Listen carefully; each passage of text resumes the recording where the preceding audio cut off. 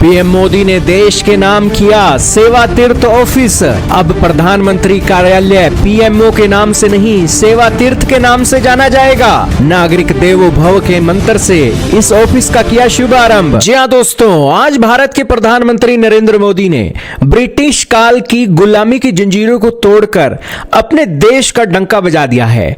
दोस्तों, वो भारत सरकार जो ब्रिटेन के सिस्टम के हिसाब से अपना देश चला रही थी और करोड़ों का किराया उन मंत्रालयों की बिल्डिंग को लेकर हर साल चुकाती थी, जिन बिल्डिंगों को सरकारी जमीन पर बनाकर यह किराया बचाया जा सकता था। लेकिन वो एक मूर्खता भारत की सरकारों ने आजादी के बाद से लगातार की, लेकिन वो मूर्खता अब बंद हो गई। दोस्तों, भारत के प्रधानमंत्री ने पीएमओ का नाम ही नहीं बदला, बल्कि एक नई बिल्डिंग के तौर पर सेवा तीर्थ के नाम से देश को संबोधित कर दिया।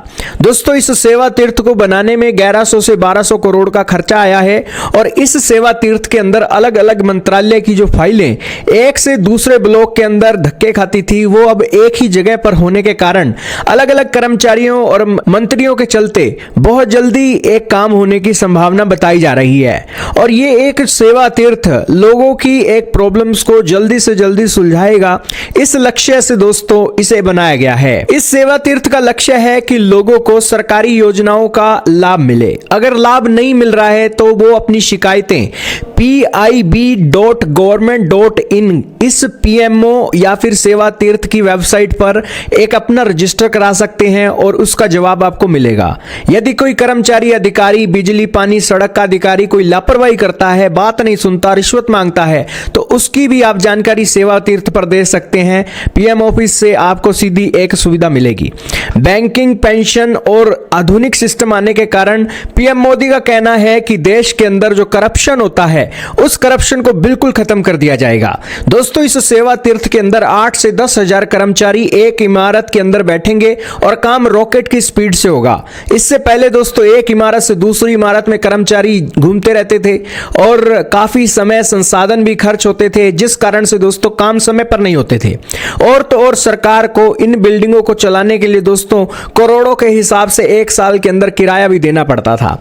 लेकिन अब वो करोड़ों का किराया भी बचेगा, एक सारे मंत्री भी एक जगह पर बैठकर काम करेंगे और सारी सिस्टम से बेहतरीन काम होगा। हालांकि दोस्तों ये बातें आपको देखने में लग रहा होगा कि मोदी जी का मास्टर स्ट्रोक है, लेकिन इसी मास्टर स्ट्रोक के बीच पीएम मोदी टोयोटा और मर्सिडीज जैसी विदेशी ब्रांड की गाड़ियां लेकर सेवा तीर्थ का उद्घाटन करने के लिए पहुंचे और कहने लगे कि ब्रिटेन की, ब्रिटिश काल की गुलामी को हम तोड़ने का प्रयास कर रहे हैं और इसको लेकर ये एक कार्य होगा। सरकार का पैसा भी बचेगा, समय भी बचेगा और इसी के साथ लोगों के काम भी जल्दी होंगे। इस उम्मीद से सेवा तीर्थ का उद्घाटन किया गया।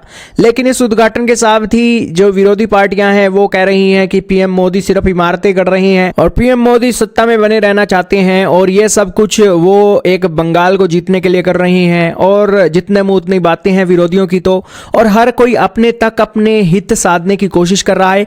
और इसीलिए दोस्तों इस वीडियो को यहीं विराम देते हैं। आपका क्या कहना है कॉमेंट में बताइएगा।